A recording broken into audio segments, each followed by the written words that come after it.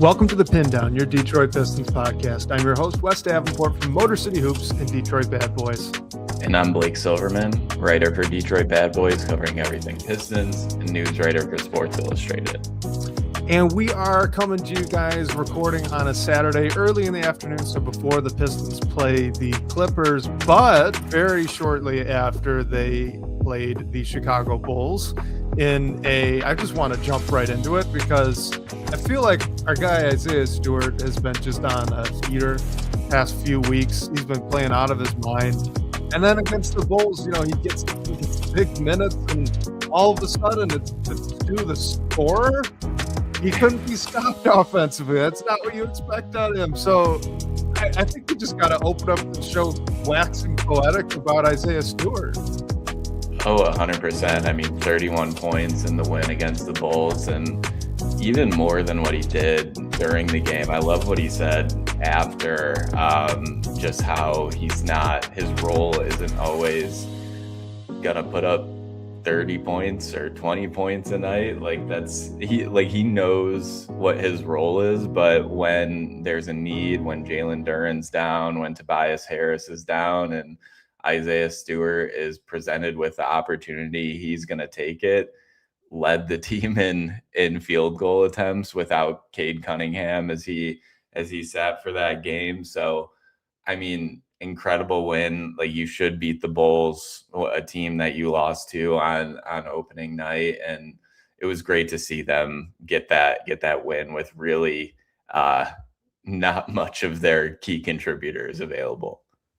Yeah, the Pistons keep doing this, right? Guys are out with injury. They didn't have Cade that night. Obviously, no Duren and Tobias Harris. And, Jaden Ivey gets elevated there into that starting lineup. I thought he struggled a little bit. It wasn't an amazing night from him, but still getting his feet under him. I think it was, he only played about 20 minutes.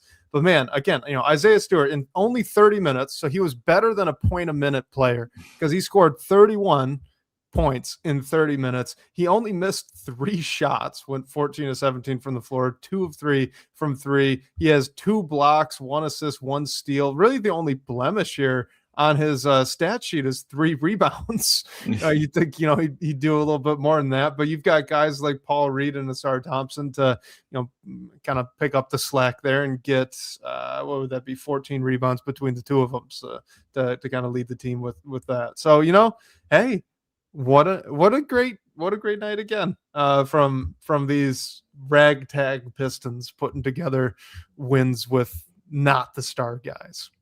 Yeah, and Isaiah Stewart's gotten the flowers all season for what he's done defensively, and even taking threes at a much higher rate than he did last season. But it's really nice to see him just go off for an incredible night, and really in a game where he sort of had to. I mean, honestly, going into the game, I wouldn't have said, our offense is going to come from Isaiah Stewart tonight by any means. But like you said, when Jaden Ivey is struggling, you're not most of the time going to get a ton of offense from Asar Thompson. They needed a spark somewhere, and Stu provided that. So good for him. He's been great all year, and to have this kind of night is just icing on top, honestly.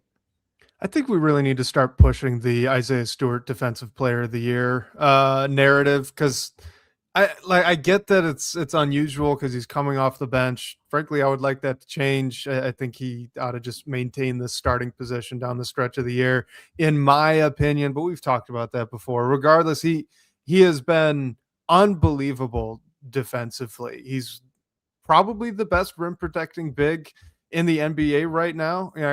It's either him or Wembanyama in my book. I know Jay Huff's leading the way there with the blocks, but it's not as impactful. It doesn't feel like for that Pacers team to me. So the fact that he's able to do this at 6'8", that he is, he's undersized. He's so physical. You cannot post him up. So it doesn't matter that size difference. He's such a pit bull defensively. He's the heart and soul of this team.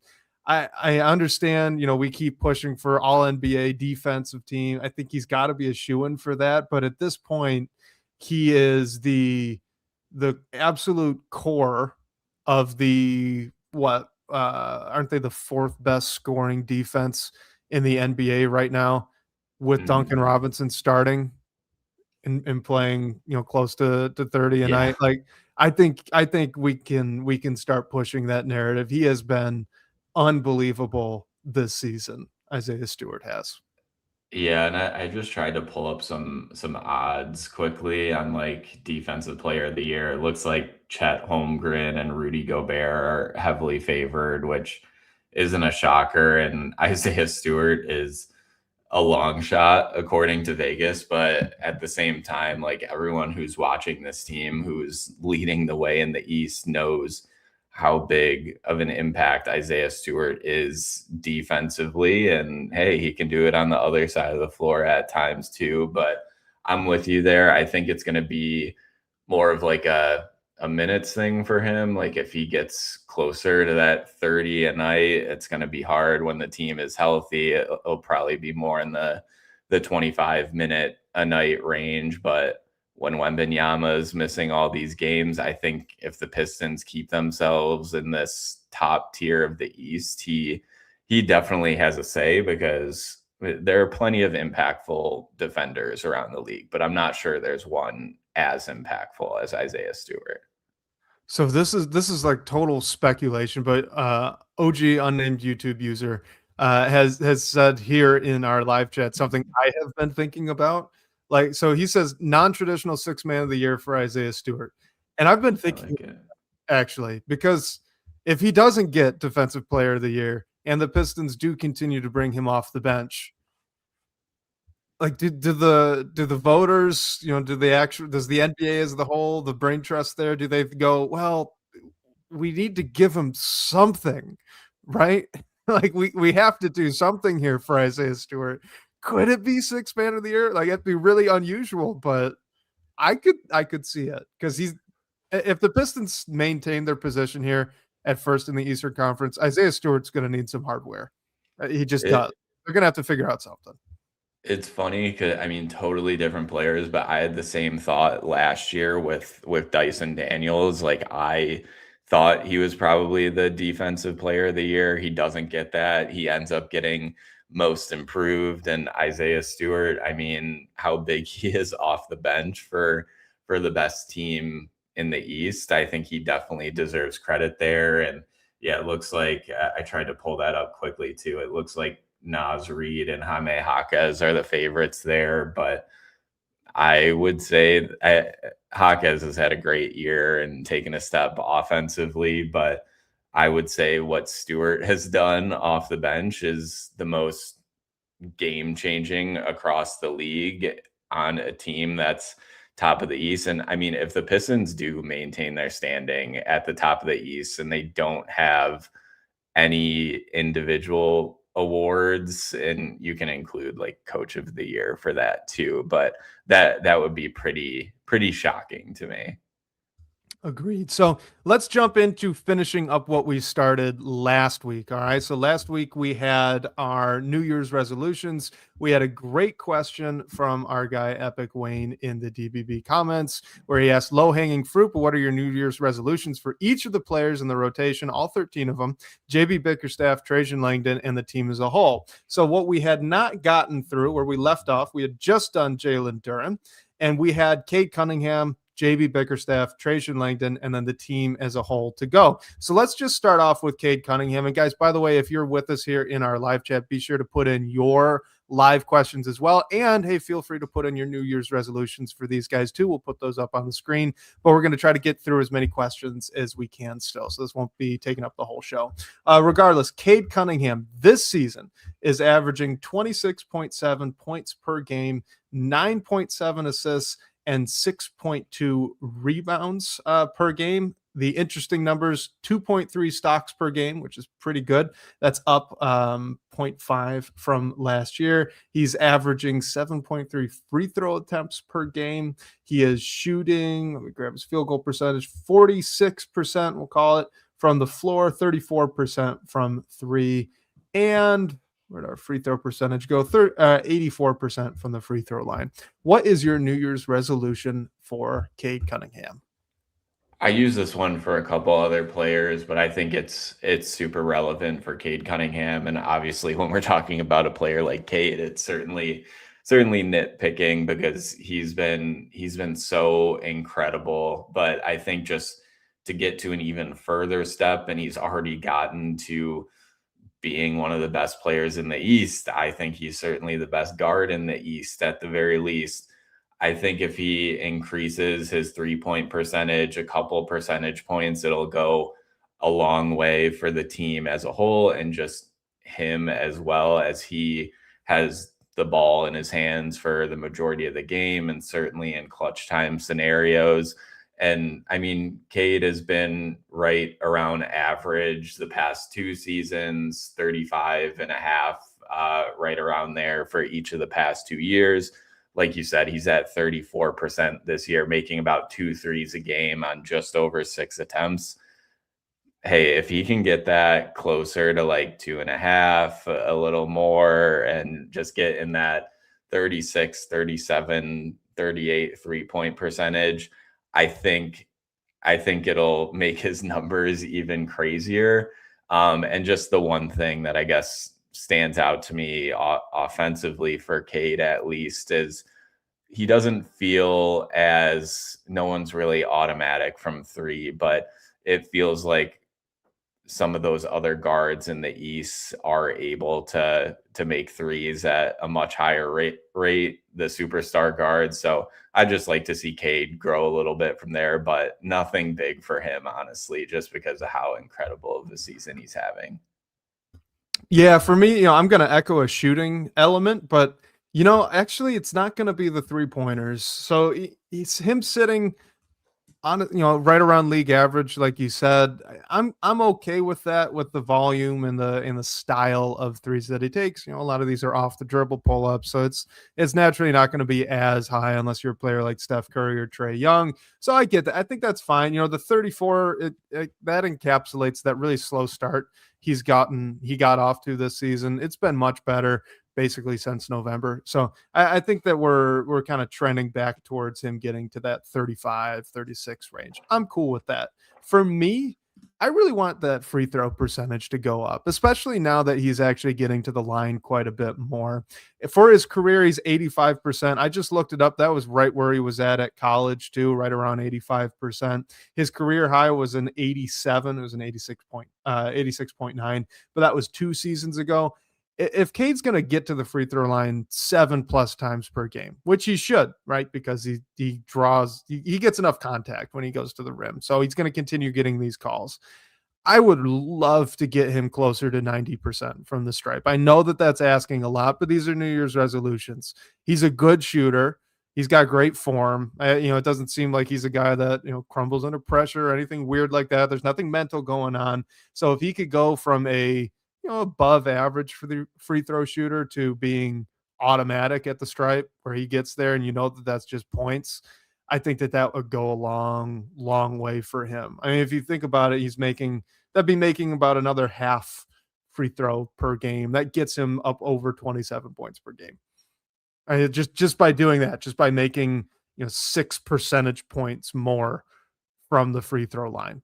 That's really low hanging fruit for me. I think it's accessible to him as well. So that would be my New Year's resolution for Cade. Now we get to kind of the interesting ones. Interesting because there's no stats to talk about. This is just kind of strategy stuff in a way. I don't know exactly how to describe it, but JB Bickerstaff, what's a New Year's resolution for Coach of the Year front runner? I would say JB Bickerstaff. Blake, you're muted. Of course. But there's a couple ones that came to mind for me when it comes to JB Bickerstaff. Obviously, like you said, this is a little bit of a tougher one, but for me, and this might not, I mean, I don't think it's JB's fault by any means, but I'd like for him the rest of the season to put Jaden Ivey in a situation where it makes the front office's job a heck of a lot easier to figure out what to do with him. And again, JB isn't totally at fault for this. Like we've talked about before, he's on minutes restrictions. He's getting back to what he was after missing all that basketball. But to me, there are a lot of questions for this team in the future. And I think that they're set up in an incredibly good position. But I think Jaden Ivey is one of the bigger questions on what if he's going to be a part of this team moving forward. And Jalen Duren looks a heck of a lot like your second star right now once he gets back healthy. But could Jaden Ivey be that second scorer, that third scorer as a starter in this group for the full future? So right now, I think Jaden Ivey is the biggest unknown, and it's no fault to JB's, but I just like for him to make that question easier for Trajan Langdon, who we'll talk about in a minute here in the off season, or whether Ivey goes into restricted free agency, whatever that might look like. I just like for him to find a way to make that question easier to answer, obviously by giving Ivey more minutes, and the fact that this team is at the top of the East might make that a little bit more difficult if the medical staff or JB isn't able to put Ivey in a ton. I think he's certainly played his way into more minutes once he's fully cleared and everything. So I just like for him to keep that in the back of his mind while everything else is going on, and with this team that has much, much bigger goals than we initially thought heading into the season. I like yours so much better than mine, Blake, because yours is actually like strategic in a way. And all I cared about here with JB Bickerstaff was just do everything in your power to make sure Isaiah Stewart is eligible for postseason awards.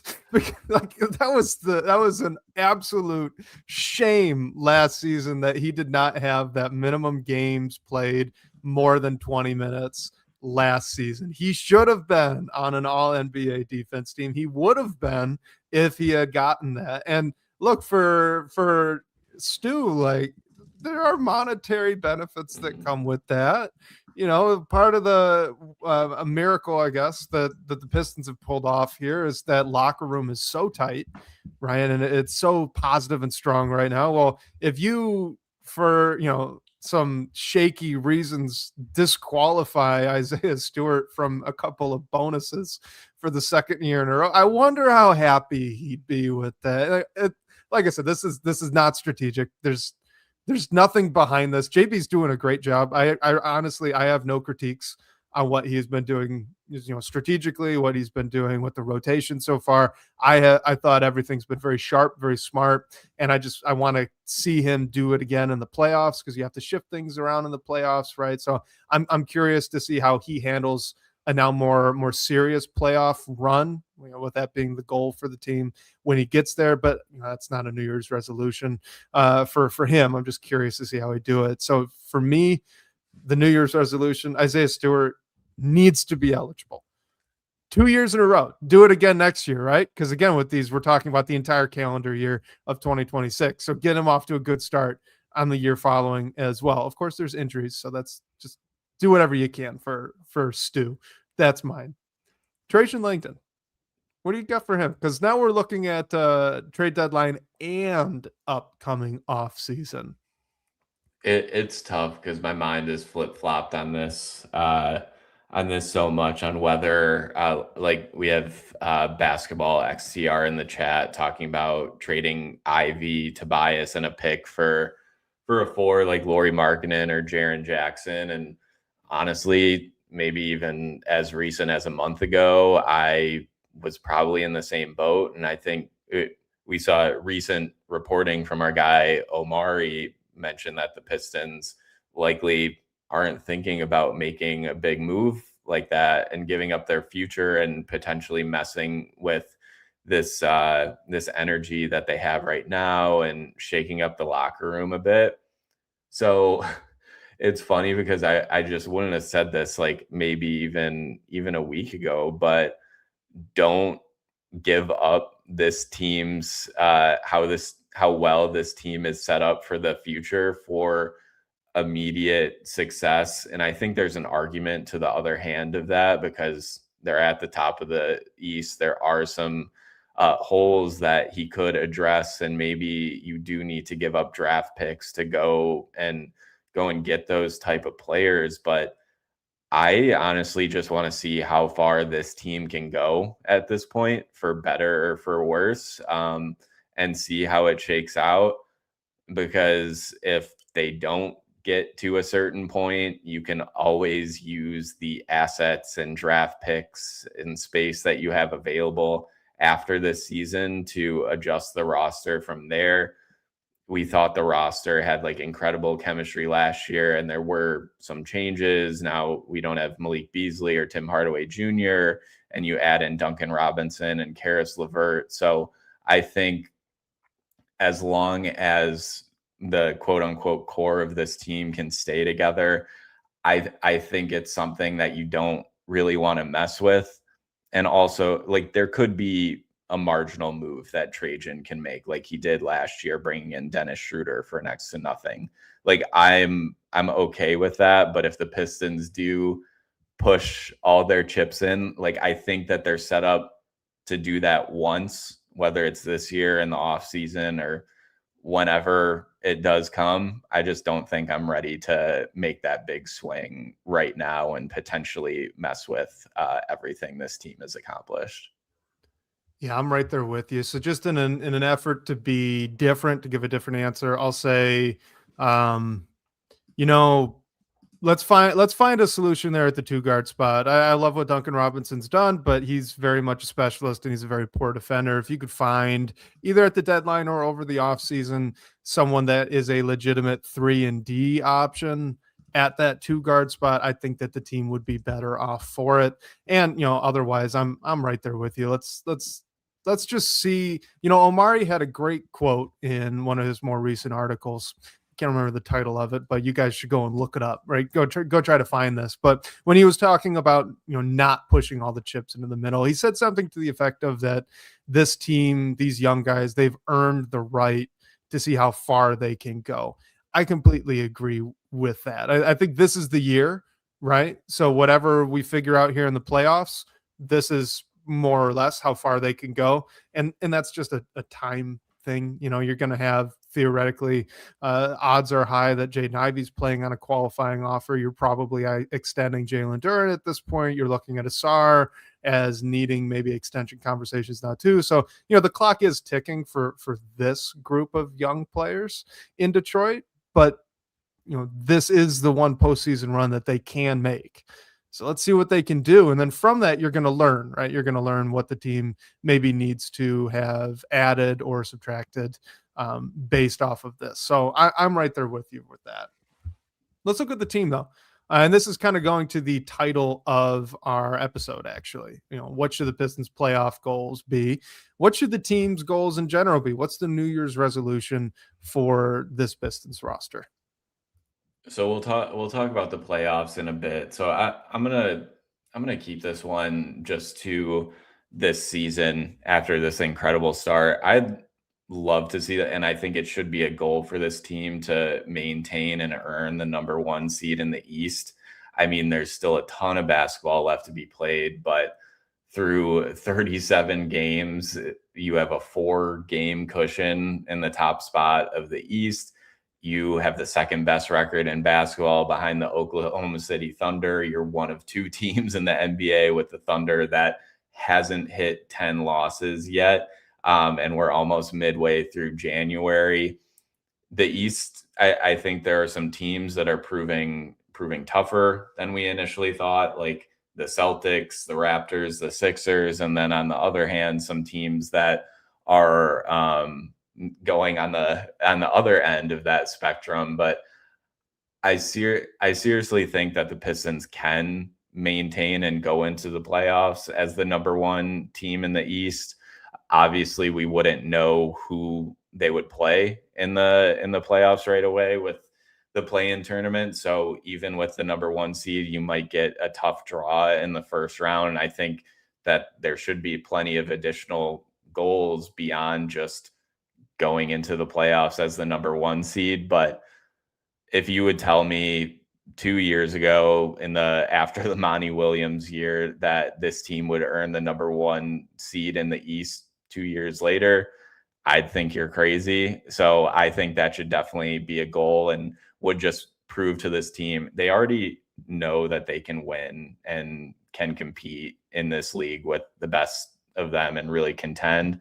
But I think if you do finish as the number 1 team in your conference, it just makes an even bigger statement than they already have.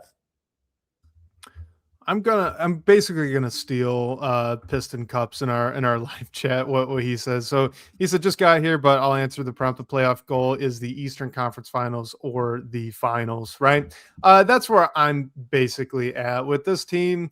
You know what? Let's put it in a fun way. Lay the foundations for another Pistons Eastern Conference Finals streak.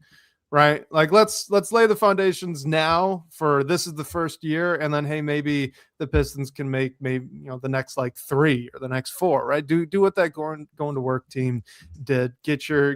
Establish yourself as that historic franchise again. I think that would be great, and that starts this year, right? So I think that this is a reasonable goal for this team right now. Like you've just said, they really should be able to maintain that number 1 seed going into the playoffs. I think you look at the rest of the field here, and is there really another team that can really challenge the Pistons maybe in a playoff series for this year? I mean, I know you start looking next year, Halliburton's back, Tatum might even be back in the playoffs this year. There's all that stuff. That's great. But this year, I don't know. And the Pistons really just curb stomped the Knicks last week. So I do think they can get to the Eastern Conference Finals. That's a reasonable goal. Beyond that, maybe they do come out of the East this year. Maybe not. I don't know. Right. There's a lot that happens between now and then. But if we're just talking goals, I think that's what it should be.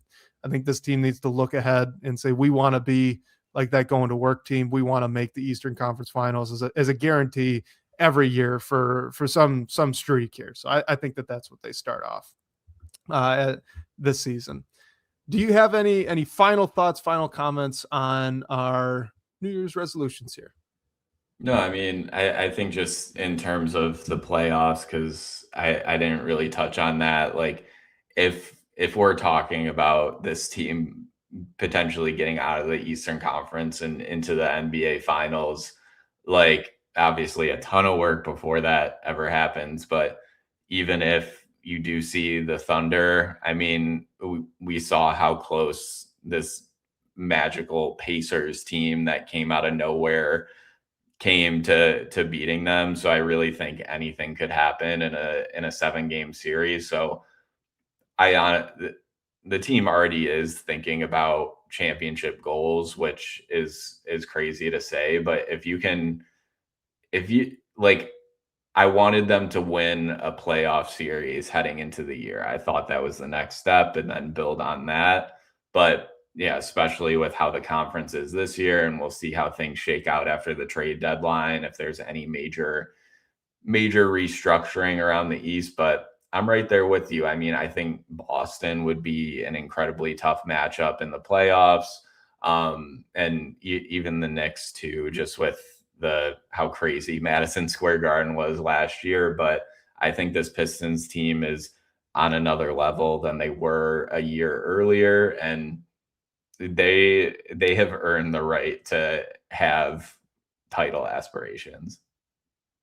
All right, let's get to this comment here from Gregory Wagner in the DBB comments. It says, where do you see our record standing come the All-Star game with the way that the Pistons are playing right now? And because we've gotten a couple of questions here looking ahead at the trade deadline, actually, let's kind of answer both of those because right around the same time.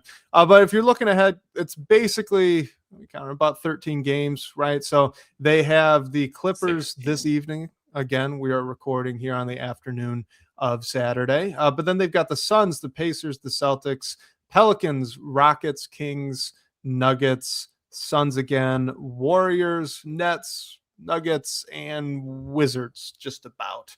So, let's say the next 13 games here, it doesn't look too difficult, but obviously a lot of good teams there in that stretch. Where do you think the Pistons will be sitting come the All-Star break? Yeah, so they do have 16 games before the break. So standing at 28-9, I think it's almost just a very not huge expectations to say they should go at least 10-6 over those games, and they don't. There are some tough matchups in there, of course, and there will be off nights and potentially drop a game you didn't think that you were going to. But even in that sense, I think 10-6 is totally reasonable to say. Maybe they should even be better than that. But if they did go 10-6 over before the break, that would put them at 38-15 before the All-Star break. So that would maintain the standings at the top of the East unless any other team goes on a crazy run, which certainly could happen. But I think that's my goal. Win 10 more games before the break. Hopefully more, but I think 10 is a reasonable number to shoot for. So I don't know exactly how reasonable it would be. And this is only truthfully going to be 2 more wins than what you just explained.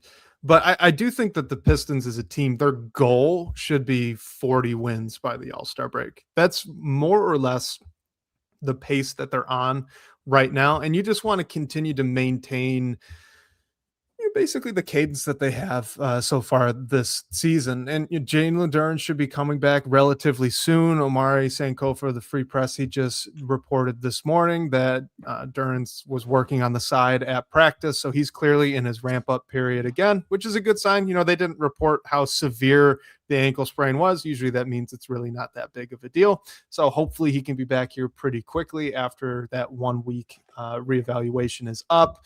Cade Cunningham is still kind of out with that wrist injury that happened against the Knicks. Well, I guess he's not out, right? He's still questionable, but questionable is usually not great. So we'll see.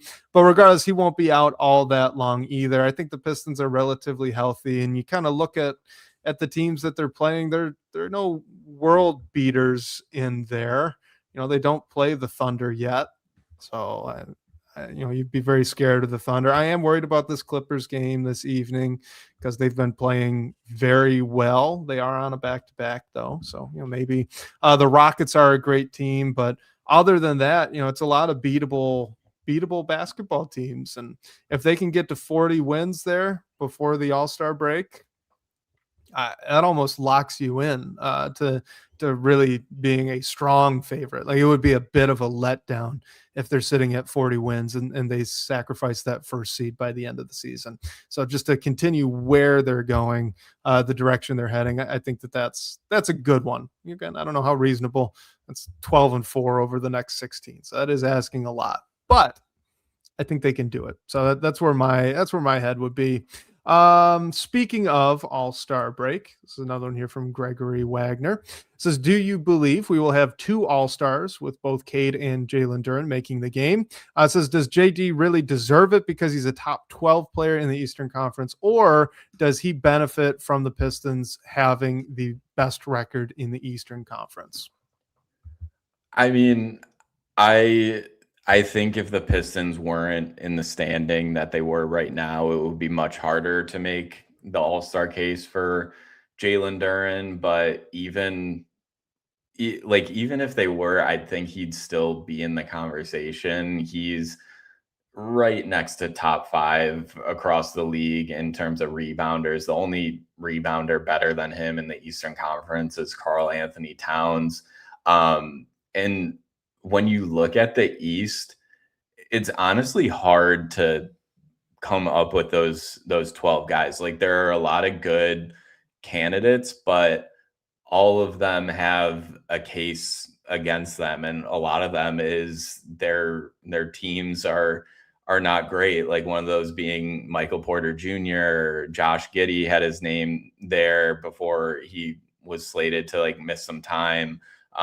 You're definitely going to have some comers like Jalen Johnson, and Giannis has missed a ton of time too. I mean, he'll still be there, but I do think Jalen Duren is deserving of a reserve all-star spot, even if the Pistons weren't the number one seed, just because of the leap that he's taken. And he's averaging close to 18 points a game, and it's been higher than that at points. And he's had incredible stretches over the regular season, multiple 30-point games. So I think he's an all-star, not an all-star starter, but a reserve. And I think he's much, much deserving of it. And I don't think it would be anything close to like, okay, the Pistons are the top team in the East. They've performed a lot better than we're expected. We need to get two guys from their team. I don't think it's that situation at all. I think just Jalen Duren deserves some credit and some honors himself for this season that he's having. Yeah, like, you know, honestly, I don't really think that it's fair to separate the two narratives, right? So is he a top 12 player in the East, or does he benefit from having the Pistons having the Eastern Conference best record? Like, I do think legitimately it's one of those where you have to have those in tandem. He's the second best player on the best team in the Eastern Conference. That's an all-star. It has to be. That player almost has to be an all-star, kind of by definition of what this sport is. You don't get to being the best team in the Eastern Conference without having at least two players that you could make a strong argument are top 12 in their conference. It can't, like, it just doesn't happen in basketball all that often. And that's, like, there's some weird things in the past, like with Kyle Korver making an all-star game one year for the Atlanta Hawks. That was bizarre, right? Like, I get that, but when you're making he's only there because the team's good, I start thinking of guys like Kyle Korver making an all-star game. I don't think about, he's the second best player on the team, averaging 18 points, over 10 rebounds a night, right? Like that's not the guy that I think gets that label. So I think that he is arguably in the top 12 in the Eastern Conference because he has been a impactful contributor to the best team in the conference. Like that's just kind of what it is to me. But YouTube user does bring up a good point. So remember, there's an international versus USA component to this all-star game.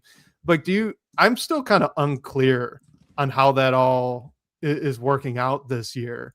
Like, how does this factor in?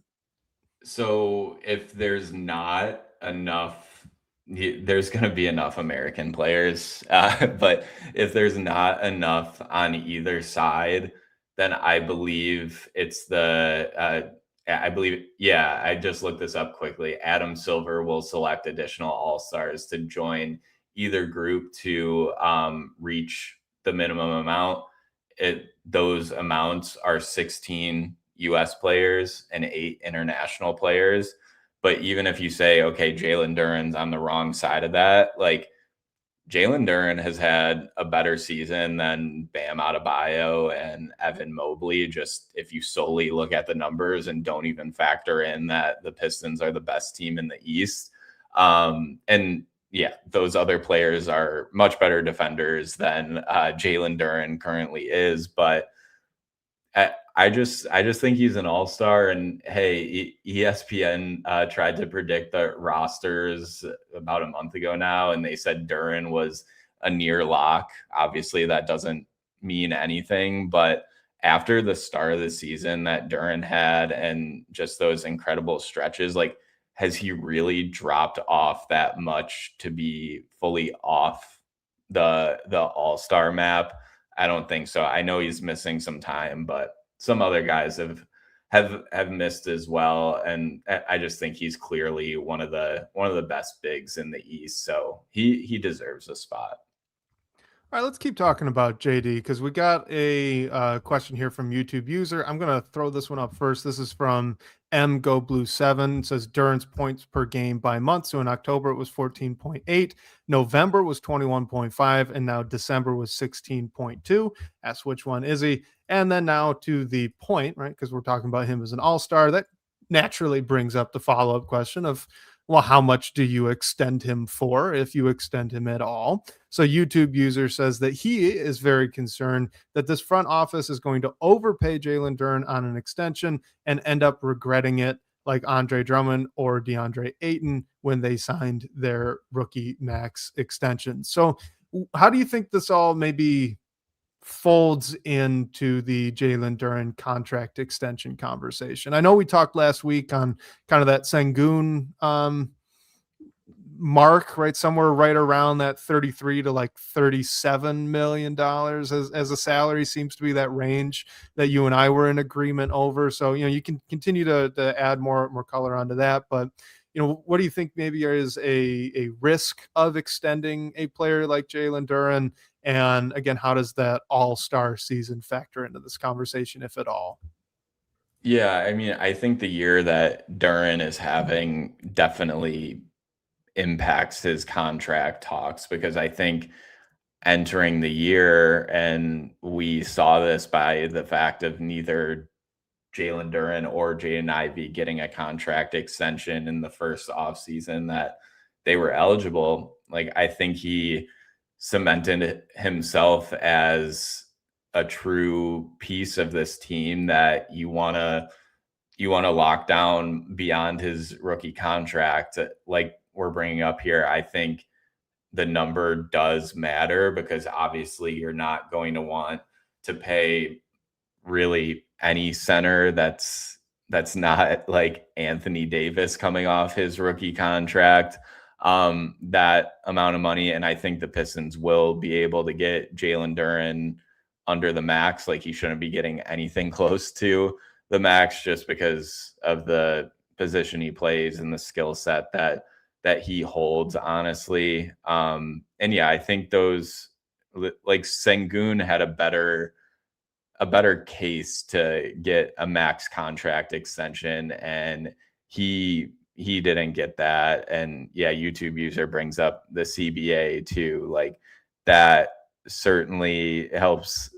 Like, there's a number that will allow the Pistons to keep building and taking this team to the next step. And I think that there's a number somewhere in there that would make sense both for Jalen Duren as well as the team as a whole.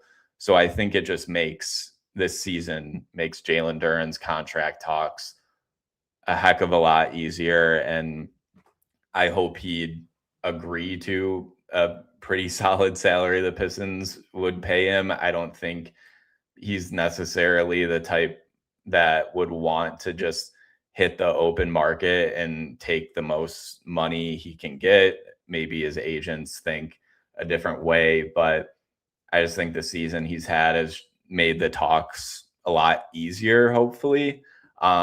It could go the other way if Jalen Duren wants more money, but yeah, and in terms of just how he's played per month, like we've talked about at length, there have been times where he hasn't been as aggressive in terms of getting up shots, and he's a good passer for his position. So like passing up some looks and wanting to just make the right basketball play, which I credit him for. But I think his offensive output is solely about like being aggressive. And if you look at the drop off from November to December, really the major difference there is the amount that he was getting to the free throw line. Like, he got there nearly half the amount less in December compared to November.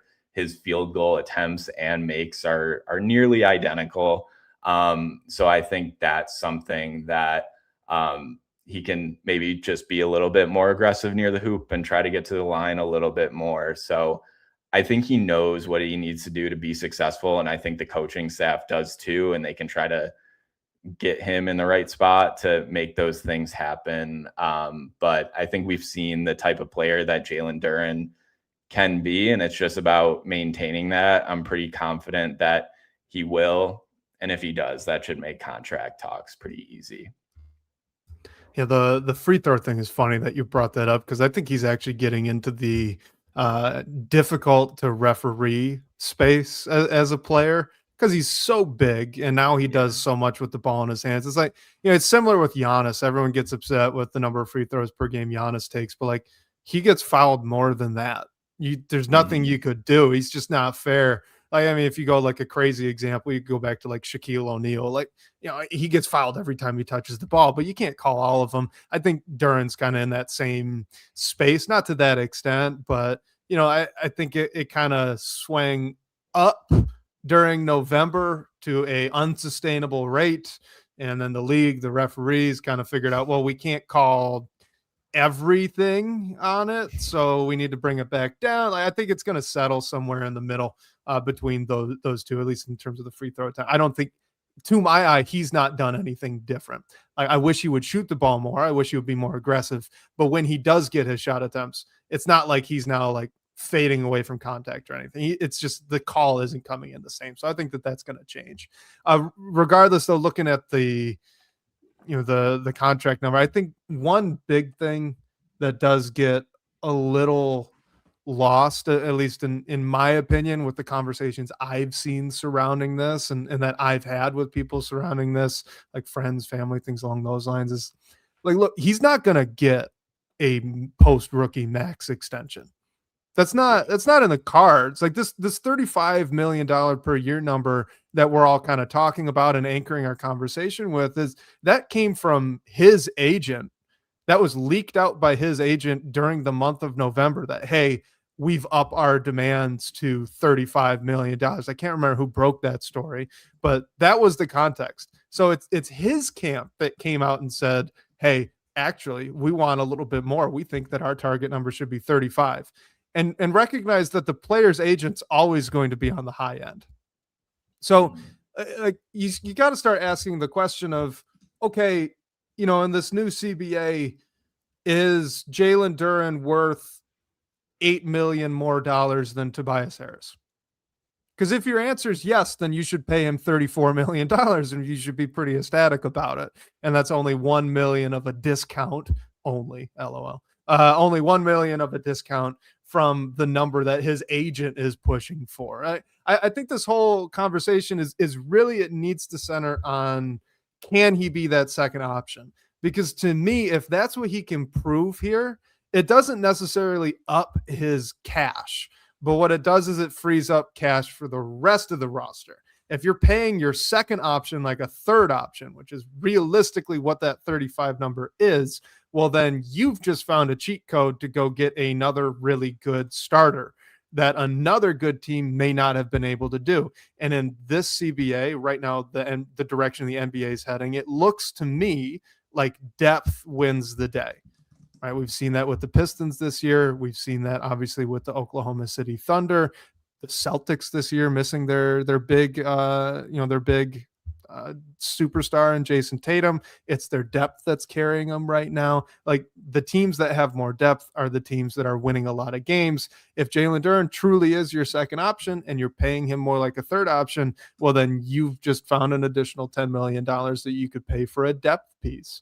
And that's a huge win for Detroit. So I don't really think that the number is all that problematic long-term for the team. He's not getting $50 million. It's nowhere near that. It's more of the, Tobias Harris with inflation is kind of what's going on with that. So I'm not too worried about it. I don't think it's a big deal, but I do think you still have that huge question hanging over everything of, what are you paying him for? Like, what role is he actually going to fill? And, now depending on that answer, things can kind of change. Maybe you do want to be a little bit more aggressive and pushing him down closer to 30 million if he proves over these playoffs that he can't be that number two. But we got to figure that out. Since we're talking contracts, kind of interesting one. This is from I Am the Big Cheese. How much is Asar Thompson's next contract likely to be worth? And then also the follow-up of whose next deal is more expensive, Asar Thompson or Isaiah Stewart. Both good questions. What do you think on those?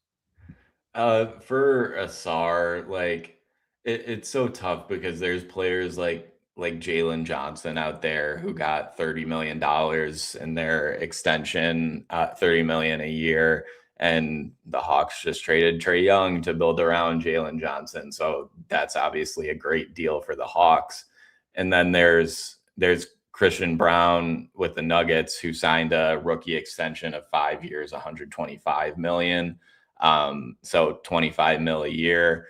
I think Asar would be somewhere around that Christian Braun deal. And that's a very recent comp. And I'm sorry, I'm looking at who made this. Big Cheese mentioned that he wouldn't be surprised if it's in the 22 to 25 million dollar range. That's where I'm at too. Like I think the Braun one is good. He's obviously a better shooter, much better shooter than Asar Thompson. And even though he's having a little bit of a down year, but Asar is much better of a defender.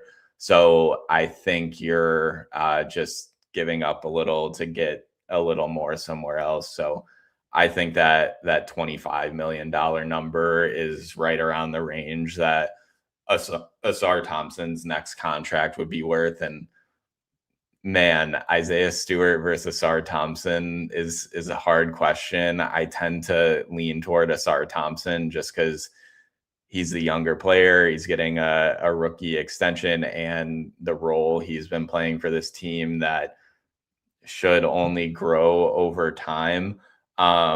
But Isaiah Stewart's gonna deserve a pretty solid contract himself. So I think it'll be fairly close numbers, but I think Asar's could be a little bit higher in the terms of total value and maybe total years as well.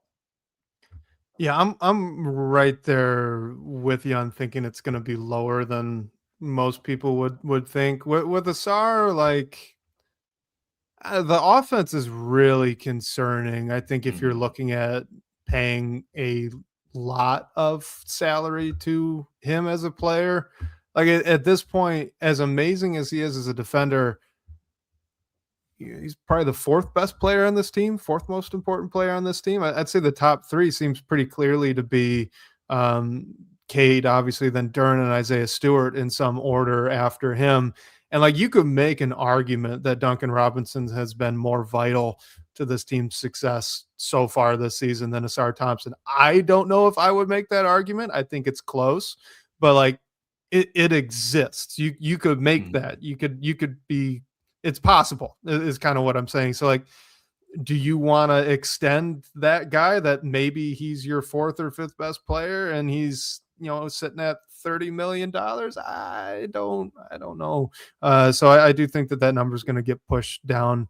It'd be great if it could be closer to 20 with how much the cap's going up all the time. Okay, maybe it gets to 25, but I do think maybe you need to be, if you're Langdon, maybe you're pushing to get a bargain on Asar Thompson more so than you would be on a guy like, say, earlier, like we were talking with Jalen Duren, like 35. That's what you want. I'm more okay with that. Great. That's a good number.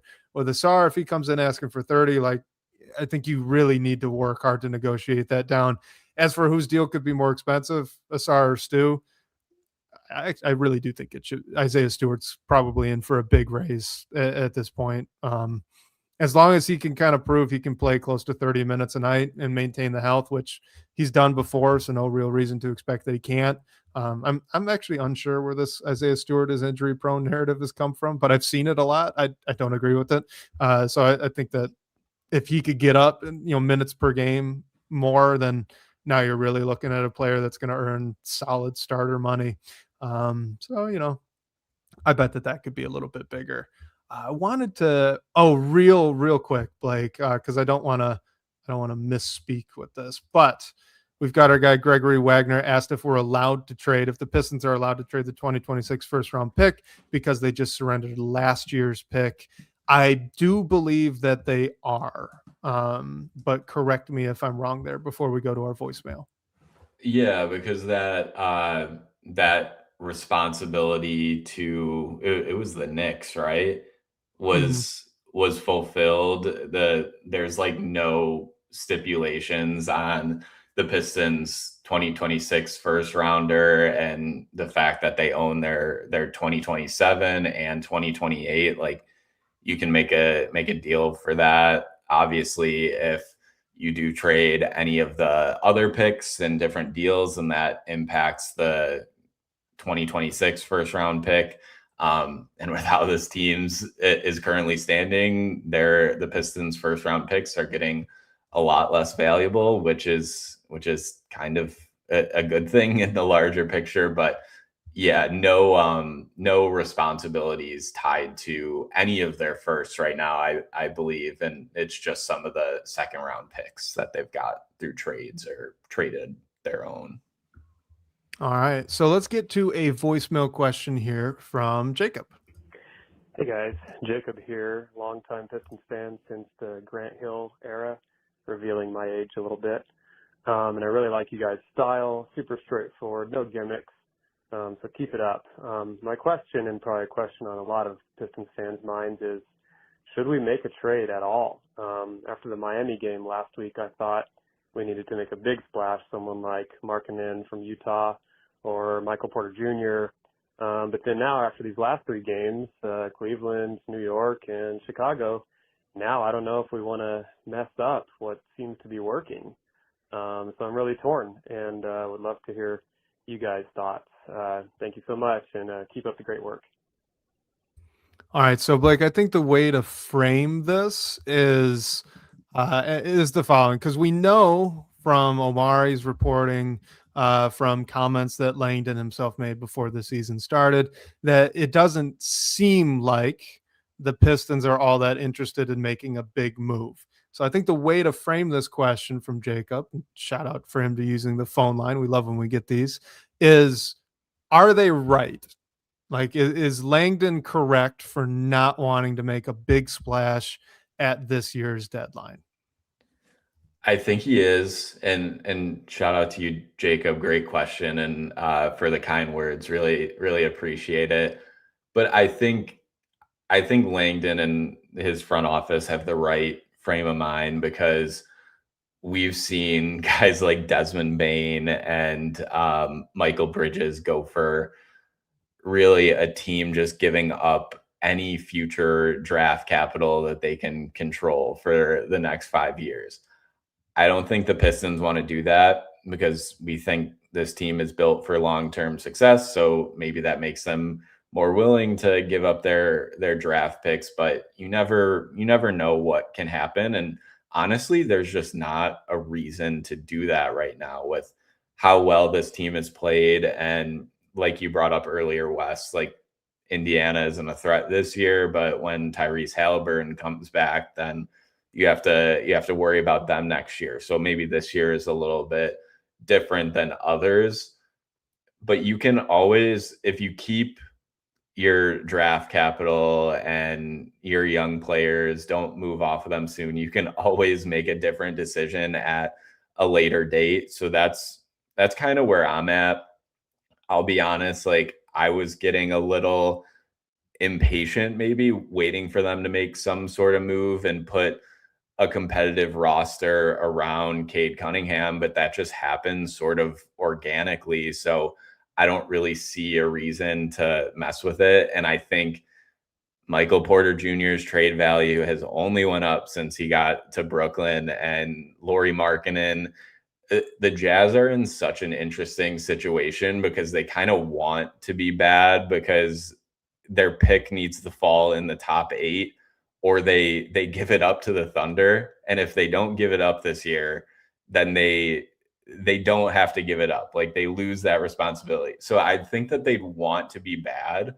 I don't think that necessarily brings Lauri Markkanen's price down a ton, just because you're dealing with Danny Ainge. And I think there's going to be plenty of other teams interested in Lauri Markkanen who maybe couldn't put together a better package than the Pistons, but are willing to give up more than the Pistons would, which I agree with. Like, Markkanen has a big contract, and we're just talking about all these guys on the roster who you are going to want to pay coming up. So I think they're in the right frame of mind. I think you will probably still see a trade, but I think it'll be a depth trade. Like, I'm trying to think of names. I don't know why TJ McConnell is coming to mind, but just like a player who provides some depth that can help you in the playoffs, especially for a team that has a little bit a playoff experience, but is still young and is trying to take themselves to the next step. So I think you'll see a similar trade deadline to last year, and nothing drastic. And I think the front office is thinking in the right way with that. Yeah, I agree. Like they really are so far ahead of schedule. To me, that brings along two important facts, I guess. The first is that at least I still have a lot of questions about this roster, right? Like, we've talked about it at length already on the show. Can Jalen Duren be your second option offensively? We've got 1 month of proof that says yes, definitively he can. But the question is, like, can he really, right? Like, can he stack it? Can he do it all the time? And he's close. He's very close, but we got to see it. And if he starts doing it in the regular season, well, then now we got to see it in the playoffs. So you got that question there. Asar Thompson, can he find a way to be passable offensively? What's Ron Holland going to be? You're wondering about Jaden Ivey, right? Now that he's getting more and more healthy seemingly every single game, like, does he factor in? Is he a sixth man? Is he a starter? Like, is he a trade chip? I don't know. We don't know these things yet. And we've not even gotten to, like, Isaiah Stewart, right? Like, is he the solution there at the 4? Do you need to keep him being the backup 5? We still don't know. So there's so much still that's up in the air with this roster. And the Pistons are in a great spot because ideally in the NBA, you draft, develop, and then augment, right? Like you get the guys, you get the talent in, you develop the talent, and then you make some decisions on how to get that talent to fit together as best as it possibly can. And they're just so far ahead of schedule with that. Like, you look at this offseason, you say, well, okay, Jalen Duren gets a big old extension. He gets $35 million, whatever it is. Well, Tobias Harris is coming off the books. Their books are still super clean. If you want to make a big trade the year after that, like, you still can. You can still do that. You can make a big trade in the offseason and like a sign and trade deal with Jaden Ivey if you want to do that. They've got so many options. And to your point, it just doesn't have to be right now. So I do still look at this season as an opportunity for them to answer some of these more difficult questions about the guys that they have and how these guys all fit together. And then, starting this upcoming offseason is kind of when you look at, all right, well, hey, the Pistons, great, they made the Eastern Conference Finals, but they got bounced and they didn't make the finals. And we know the East is going to be more tough next year. So how do we do it again, right? How do we become even more of a threat? What little changes and tweaks need to be made from that point to grow even further? Because the team is so young, and you'll have more answers at that time. So I think it's weird that you're kind of playing that game with a team that's first in the East and has a real shot to make the NBA Finals. But if you think about it, it's kind of a luxury to have a roster that is this talented, that is doing things like sitting at first in the Eastern Conference, maybe having 2 All-Stars this season, and maybe having 2 All-NBA defense players this season too, right? That's the roster, that's the talent that you have, and you still have the flexibility to see where it goes and make your decisions accordingly. Yeah, it's like YouTube user says, I think the playoffs are going to tell us a lot. I agree. I'm really looking forward to that. Really quickly, I want to end on this because I know we've kind of gone over this week. We were hoping to be a little bit shorter since we had a long one last week, and here we are. You guys just keep giving us too great of questions. From I Am the Big Cheese, because I don't know how much longer this situation is going to be true. So let's squeeze it in. What should we expect from Jaden Ivey as long as Caden Cunningham is out? Because Jaden Ivey no longer has that minutes restriction. And indeed, we've seen that he's stacked a couple of 20-plus minute a night games now at this point. So as long as Cade remains out, what are we looking for from Jaden Ivey? Man, just like be a little be aggressive and take opportunities when you have that runway. Like you mentioned earlier, a little bit of a rough go with it against the Bulls, but that was okay because Isaiah Stewart had the game that he had, and Duncan Robinson makes 4 threes. But I think that if you don't have Cade and you don't have Duren, where is your offense going to come from any given night?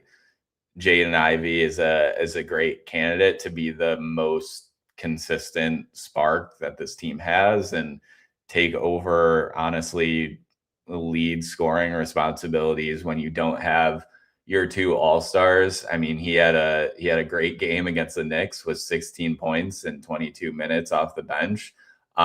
So obviously the shot's not always going to fall. We've seen him be a bit up and down throughout his career, but I just want to see him take the opportunity that he would have when you're missing all those shots in that offense that you don't have and is there for the taking without Cade and Duren, and then take advantage of it. I mean, that's a lot easier said than done, but at least be a little bit more aggressive and try to be that offensive spark that this team needs while your all-star players are out.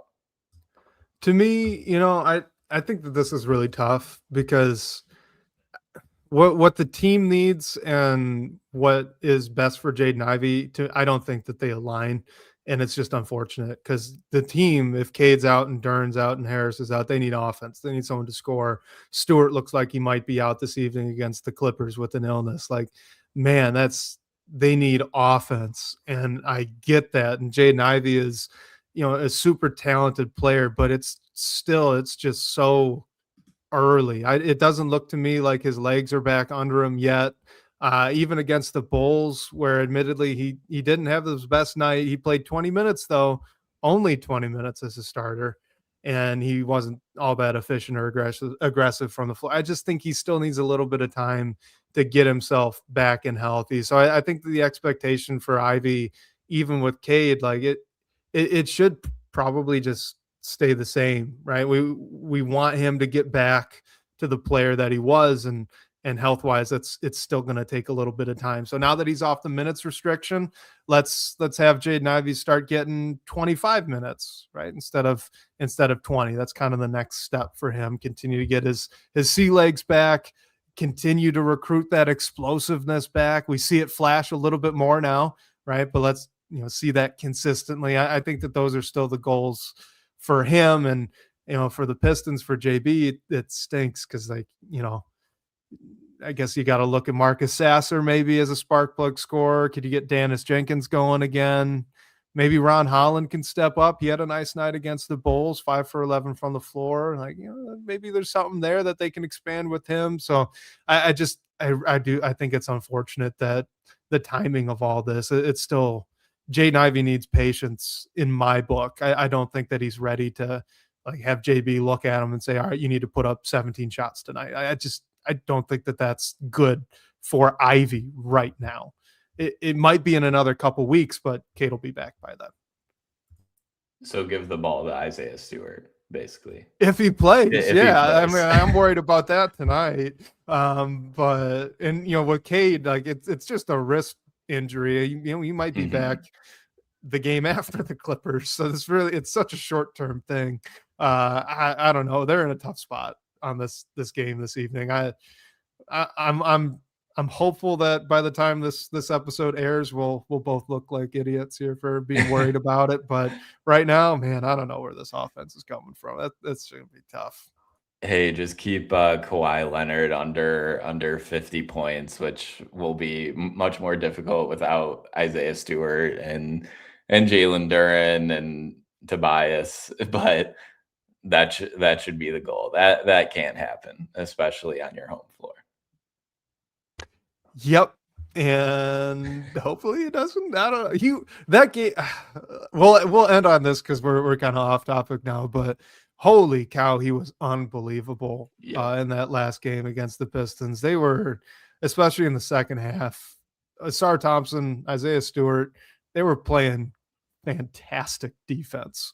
Yeah, Kawhi Leonard was just making the shots anyway. He was unstoppable. The number of possessions where I remember sitting there going, I don't think you could have defended it better, right? Mm-hmm. I'm not even sure if you run the tape back and you ask Asar Thompson, what could you have done differently here? Genuinely, I think the answer was nothing. Yeah. And yet he makes it anyway. What a night for Kawhi Leonard. Let's avoid that in LCA. Hey, yeah, just prediction: Kawhi Leonard will not score 50 points against the Pistons this time. If he does, that will be a problem. I'm worried about the game like you as well, but You got to knock on hopefully, wood now for something yeah, there. I just knocked on my desk, but hopefully, like you said, once this airs and the game is over, we just look dumb, which would be great in this case. Reminder that everyone can call our voice line to ask a question, hear your voice on the show. The number for that is 313-355-2717. Shout out to our guy Jacob for using that this week and with a great question. And special thanks to Sean Corp, the managing editor of Detroit Bad Boys, for supporting the show. And shout out to you guys for all the great questions and talking points tonight. We'll catch you next week, whether on your commute or live with us on YouTube. We can't wait to talk more Detroit basketball with you all.